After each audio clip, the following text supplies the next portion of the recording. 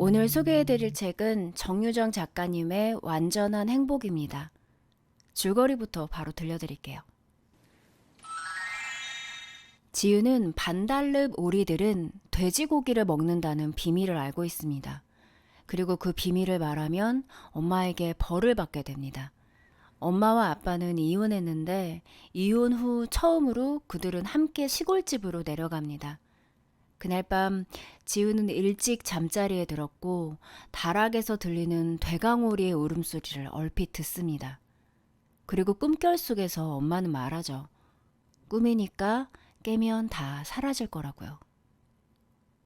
다시 일어났을 때는 고기 비린내가 떠돌고 있었습니다. 지우는 분명하게 알아차릴 수 있었죠. 엄마가 만드는 오리 먹이 냄새라는 걸. 엄마는 샤워 후 머리를 말리고 있었고 아빠는 사라져 버렸습니다. 왜 그렇게 두리번거리니? 엄마가 물었다. 지우는 움찔해서 엄마 쪽으로 고개를 돌렸다. 눈이 마주치자 고개를 저었다. 고갯짓 하지 말라고 했지? 엄마의 목소리는 새가 지저귀는 것처럼 높고 가느다랗다. 귀를 기울여야 알아들을 수 있을 만큼 작다. 소리가 불안하게 떨리면서 끝이 올라갈 땐 눈치껏 행동해야 한다. 너 때문에 짜증이 난다는 신호니까.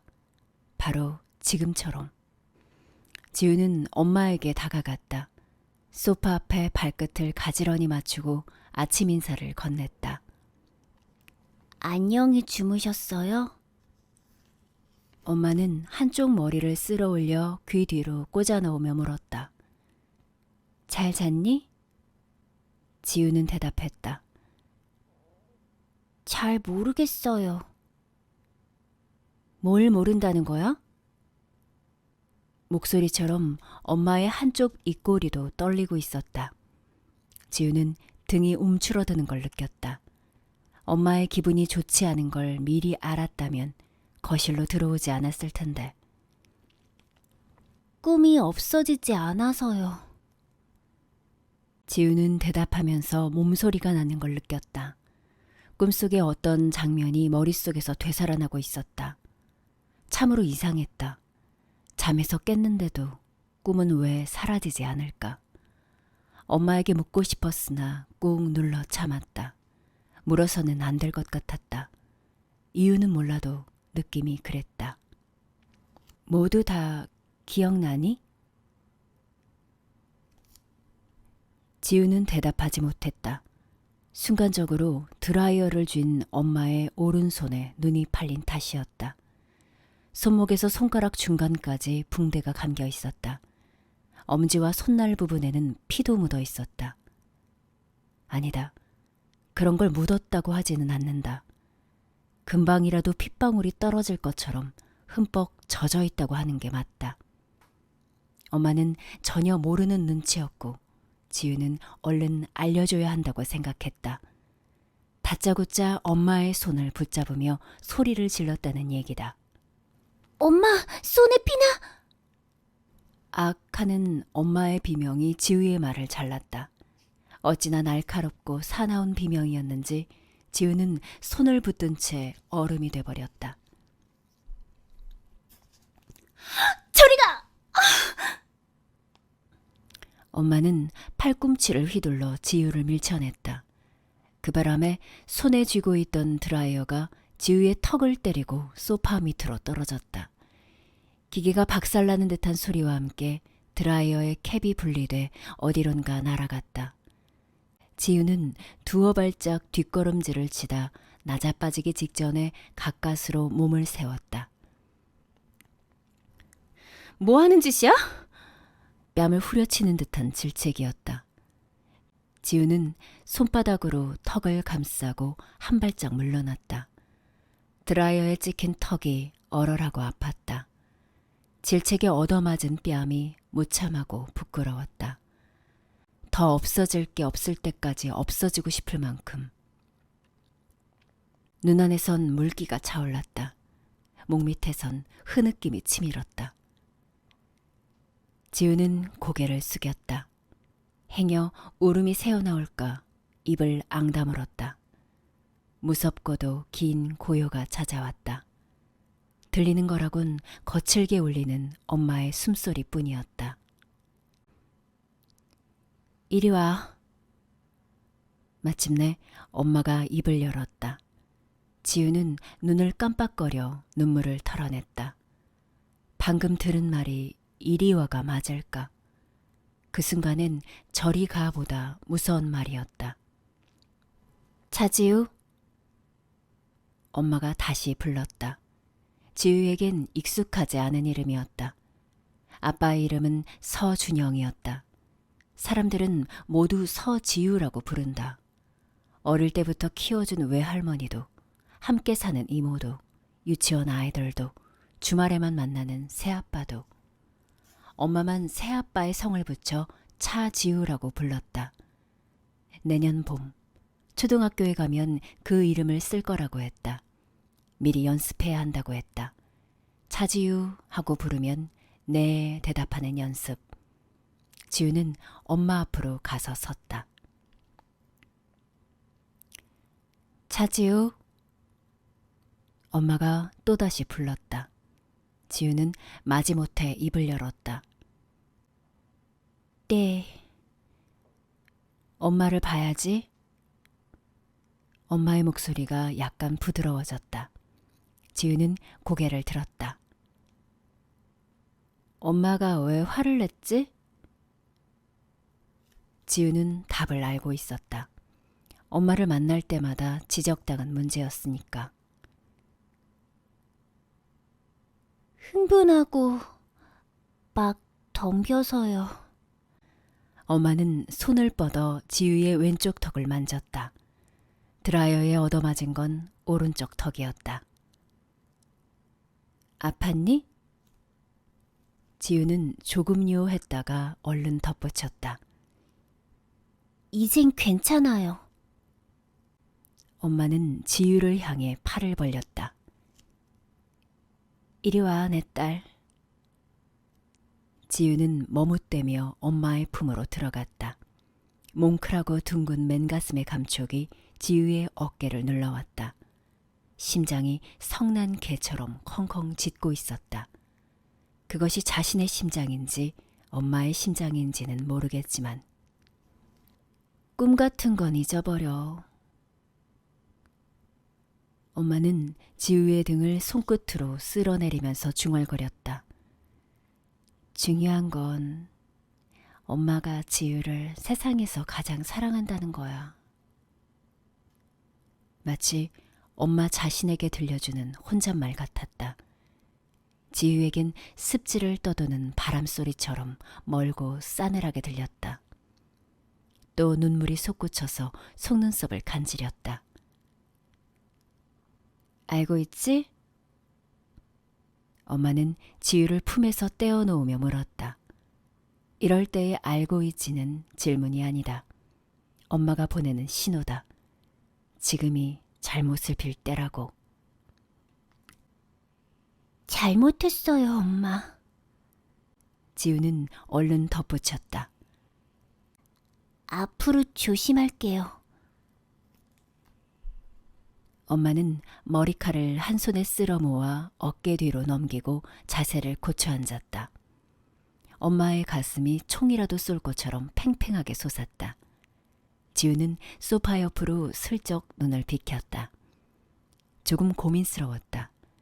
엄마에게 옷을 가져다 줘야 하는지 계속 못 본 척 해야 하는지. 내게 해줄 얘기가 있어.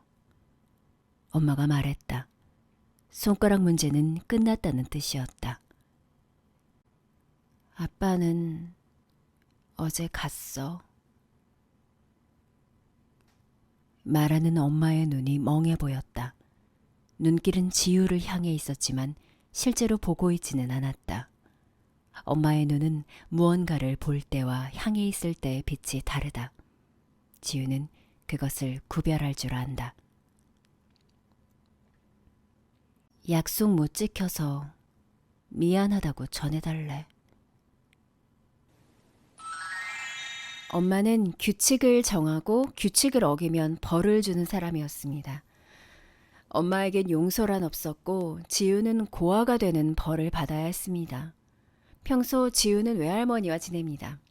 유치원 등하원은 엄마가 시켜주지만 주말에만 새아빠 집에서 지낼 수 있었습니다.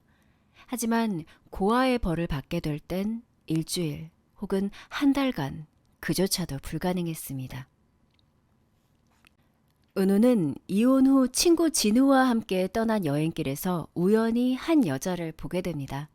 그녀가 바로 지우의 엄마 신유나였는데요.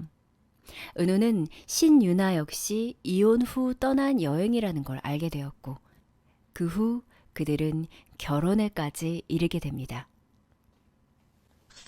아내가 그의 집에 와 있던 주말이었다. 만난 지 1년이 넘은 시점이었다. 서로 알 만큼 알았다고 그는 판단했다. 과연 싸우는 날이 올까 싶을 만큼 모든 면에서 잘 맞는다고 생각했다. 서로 운명의 상대라 여긴다고 믿었다. 아내 역시 기쁜 얼굴로 예스라고 할 줄 알았다. 뜻밖에도 아내의 태도는 미적지근했다. 연애는 좋지만 결혼은 물음표라는 것이었다. 자신이 원하는 걸 상대도 원해야만 결혼이 가능하다고 했다. 그는 물었다. 그게 뭔데? 너무나 당연해서 어처구니가 없는 답변이 나왔다. 행복하게 사는 거. 행복을 원치 않는 사람이 이 세상에 몇이나 될까? 그는 자신도 같은 것을 원한다고 말했다. 행복하려고 결혼하자는 거라 덧붙였다. 그녀는 물었다. 행복이 뭐라고 생각하는데? 한번 구체적으로 얘기해봐. 불시에 일격을 당한 기분이었다. 그처럼 근본적인 질문을 해올 줄은 몰랐다. 사실을 말하자면 행복에 대해 구체적으로 고민한 적이 없었다. 고민한다고 행복해지는 건 아니니까. 그는 머뭇대다 대답했다. 행복한 순간을 하나씩 더해가면 그 인생은 결국 행복한 거 아닌가? 아니, 행복은 덧셈이 아니야. 그녀는 베란다 유리문을 물끄러미 바라봤다. 마치 먼 지평선을 넘어다보는 듯한 시선이었다. 실제로 보이는 건 유리문에 반사된 실내 풍경일 뿐일 텐데. 행복은 뺄셈이야. 완전해질 때까지 불행의 가능성을 없애는 거. 동의할 수 없는 개념이었으나 딱히 대꾸할 말이 없었다. 그는 잠자코 다음 말을 기다렸다. 나는 그러려고 노력하며 살아왔어. 그를 돌아보는 그녀의 눈동자에 다시 초점이 잡혔다. 결혼한다면 한 팀이 되는 건데 자기도 내게 맞춰 노력할 수 있어? 할 수 있어. 그는 냉큼 대답했다. 행복을 위해 노력하자는데 못한다 할 이유가 어디 있을까? 무엇보다 진심으로 행복해지고 싶었다. 그녀와 결혼하면 그럴 수 있을 것 같았다. 맹세해? 그녀가 재차 물었다. 그는 대답했다. 맹세해. 맹세는 함부로 하는 게 아니었다. 결혼 준비를 시작하면서 그는 노력의 의미를 어렴풋이 깨닫기 시작했다. 그녀를 데리고 처음 하남에 간 날이었다. 어머니는 그녀에게 물었다. 결혼과 함께 노아를 데려갈 것인지. 그녀는 서글서글하게 대답했다. 내 식구가 함께 살 집을 마련하는 대로 그리할게요. 이 답변이 어머니가 허구한 날 들먹이는 결혼할 때의 약속이다. 문제는 두 여자가 서로 다른 지점에 방점을 찍었다는 데 있었다. 어머니는 결혼과 함께, 아내는 함께 살 집에. 결혼 후 아내는 화가 날 때마다 친정으로 가버렸습니다. 두 번째 결혼 생활만큼은 유지하고 싶었던 그는 항상 알아서 기어야 했죠. 은호에겐 천식을 앓고 있는 6살 난 아들 노아가 있었습니다. 노아는 현재 할머니 댁에서 지내고 있었는데 새 집을 마련하고도 그는 노아를 데려올 수가 없었습니다. 아내에게 새로운 계획이 있었기 때문이죠.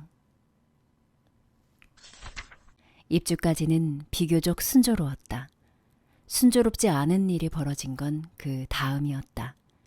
입주를 하고도 그는 노아를 데려올 수 없었다.